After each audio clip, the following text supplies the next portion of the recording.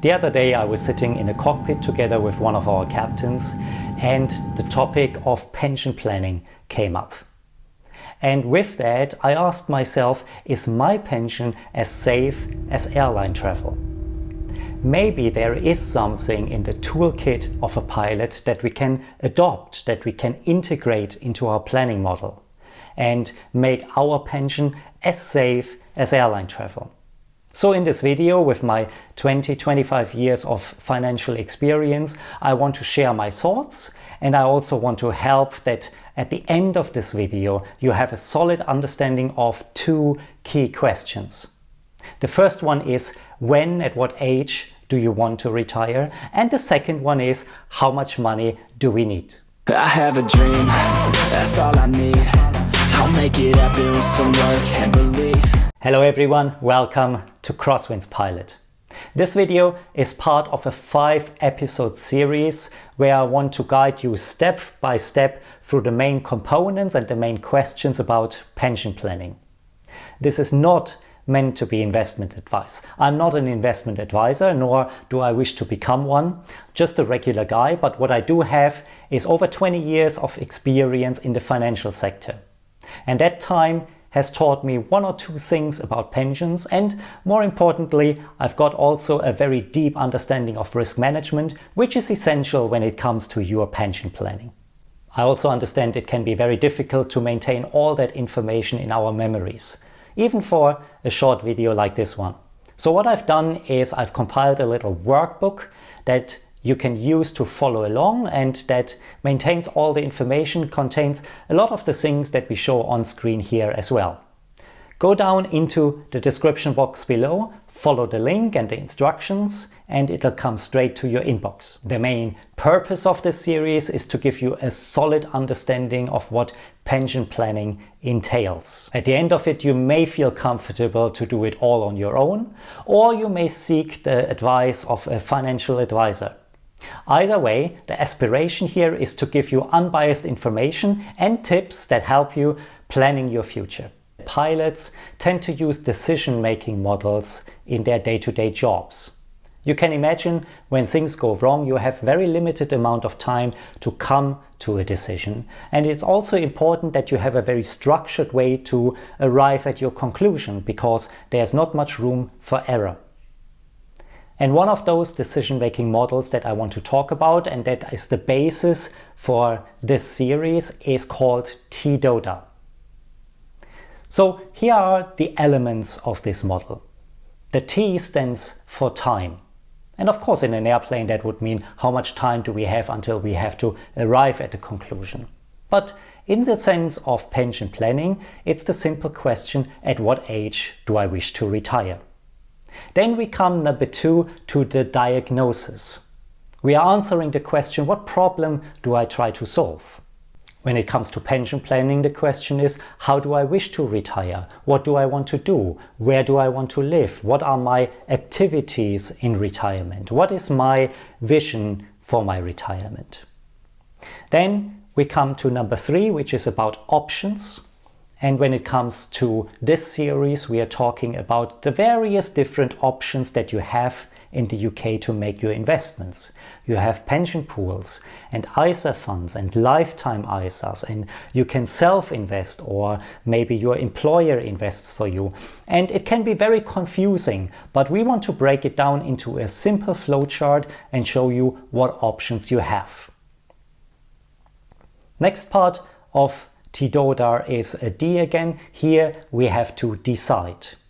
Not only do we have to decide on the options that we have, but we also have to decide on the investment vehicle, where and with what instruments do I want to invest my money. Next part, number 5, is the A for acting. And what it means in the context of this series is that now we actually have to do something. We have to invest our money. And to make it simpler for you, we look at a variety of different platforms that exist in the UK and also different investment applications. And finally, number 6 is reviewing what we have done. In the pilot world, that is actually something that is often considered as the most neglected part. we come to a conclusion, and then we're not always going back to the step of reviewing our decision. But it's critical in an aircraft, and it's also critical when we think about our pension planning.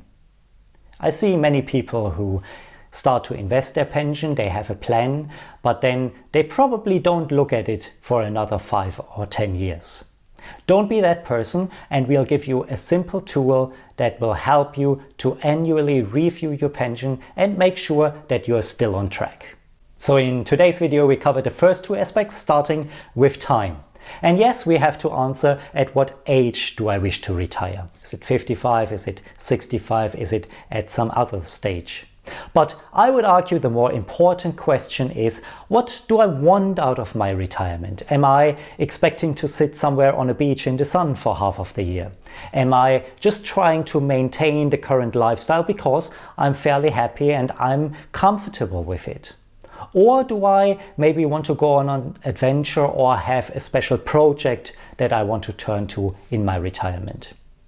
Those questions are important because they determine how much money we need. And that is what leads us straight into the second part of this video and the biggest part, which is the diagnosis. What do you need to have a safe pension income? You may have heard a lot about rules of thumb for pension planning, so let's take a minute and look at some of those and how they all relate to each other. If you just save 7 times your current annual income, you will be fine. And alongside that goes, if you just save 13% of your annual income every single year, you will be fine as well. And that is true, but you need to be aware of the assumptions that go into that solution and whether those are applicable to you or not. So let's look at an example.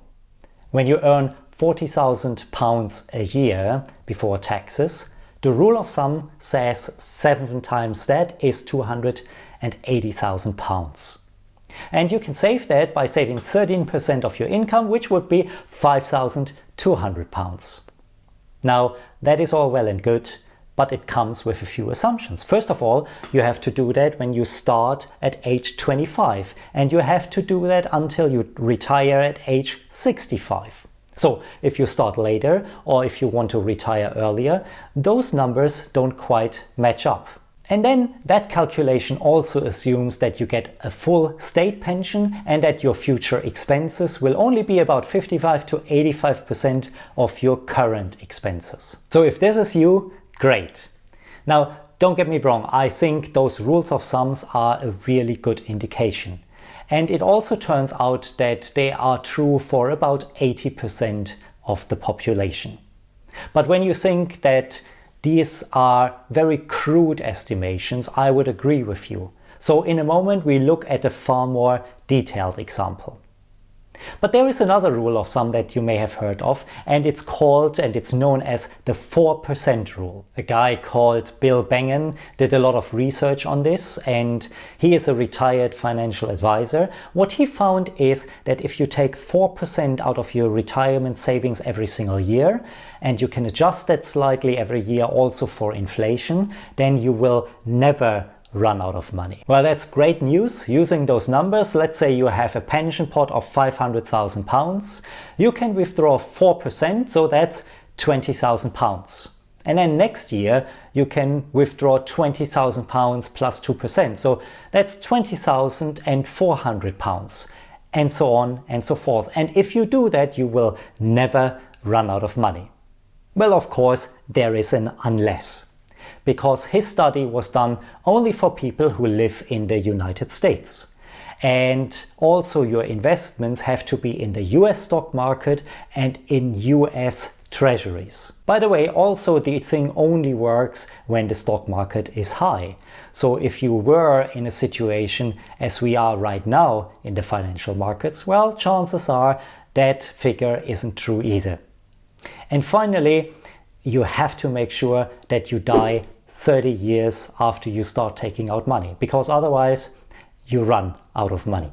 So you see, there are a lot of assumptions made towards that rule of thumb, and it doesn't make it useless at all. As a matter of fact, there was further research done, and they found that in the UK, if you replace 4% with 3.7%, it would fit our market environment much better. And then there were those who said, well, but you still have to account for transaction costs and fees, and it should be a 2.7% rule.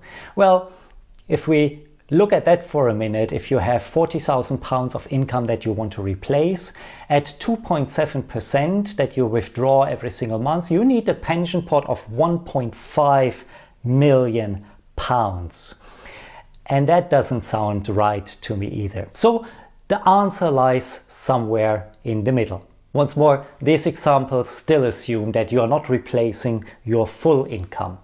So take, for example, a person who owns £40,000 a year. Now, if you assume that you put 13% of that into your pension pot, after taxes, what you are left with is £27,300. Now, once more, we apply our assumption and say that our future expenses will only be 85% of what they are today. And if you deduct that from your £27,300, you end up with £23,200. Now again, next assumption comes in your full state pension. You deduct £9,100 and you end up with a number of £14,100. So really what you're trying to replace here is only those £14,100. And if you do that and would apply, let's say, a 5% rule, that would be £282,000. Interestingly enough, if you remember now the rule of 7, multiply 7 by £40,000 and you end up with £280,000. So all these rules fall together. See, those figures make total sense. But you have to know the assumptions behind them. And also, if you now change your retirement age and maybe say you want to retire at 55, those figures again change dramatically. So what's an alternate way to look at the problem? Maybe we can turn it around. So far we've always looked at what are we earning today. But maybe we can ask ourselves, what will be my expenses in the future? What am I intending to spend money on in my retirement? That's also a much better way to look at if you think that you want to materialize some projects once you retire from your day-to-day job. Let's have a more detailed look. If we stick with our standard example of a person who today is 45 years old, we can compile a simple budget. We look at mortgages, utility bills, transport, and so on and so forth. And the total amount is equal to somebody who earns around £40,000 a year. Now you would look at the retirement age and things might change a little bit. For example, you might have paid off your mortgage and so that number is much lower. You might also want to spend more time on vacation, so you'll increase your budget for that. And in the example here, we end up with a figure of £1,870. If you compare that to your expenses right now, the £2,200, that is about 85%. Now we can't quite stop there yet. We do have to adjust this figure for inflation. So if we assume an inflation figure of 2%, for the remainder of the time between now 45 years of age and a retirement age of 65 years, that'll be 20 years. So we simply multiply the budget at our retirement age by 2% every year over 20 years and we arrive at the figures here and an overall budget of £2,779. Now we annualize our budget and, as we've discussed before, deduct the state pension of £9,100. And that is our required annual savings. Now from here, if we assume a withdrawal rate of 5%, if we divide this figure of £24,245 divided by 5%, you'll arrive at roughly £485,000. I put the figures here for a withdrawal rate of 3.7%, but the more interesting ones are the rule of thumb. We talked about the £280,000 and something that we call the rule of thumb adjusted. So let's talk briefly about this adjustment. The intention behind the rule of thumb was to give you a very simple tool where you can just multiply your current earnings by 7. But there are assumptions behind that. For example, it is assumed that your salary increases every year slightly above the inflation rate. So what we have taken here as an example is an annual salary increase of 2.6%. And we are still saving 13% of our salary each year. When you take those figures, you compound your £40,000 with 2.6% over 20 years. You multiply that by 7 and you arrive at this adjusted rule of thumb figure of around £468,000. If you want to play it safe from here, you could just take the more conservative estimate of the adjusted rule of thumb and your 5% withdrawal rate. So in our example here, we come up with a reasonable approximation of £485,000. Now you might say, wait a moment, that's quite far away from those £280,000 that I thought I might need. But if you take a moment, that makes perfect sense too, because all the money that you save into your pension pot right now will be invested in the stock and in the bond market. So the actual value of your pension pot at the time of retirement will be much higher as well. When you know the exact value of your pension pot today, I found a very nice graph that shows you how you compare your household income towards that figure and whether you are still on track. If you haven't already done that, please visit the website pilotpension.com. The link is in the description box below. Here you can download the workbook and it'll contain all the information that we talked about today. Also, don't forget to hit the notification bell when you subscribe to the channel. That way you don't miss any episodes. Now that we know when we want to retire and also how much money we need, it's time to look at options. This is what next week's episode is about, and we'll talk about a lot of acronyms like lifetime ISA, pension funds, SIPs, and so on. But don't worry, we'll put it all into plain language. I look forward to seeing you over there in the next video.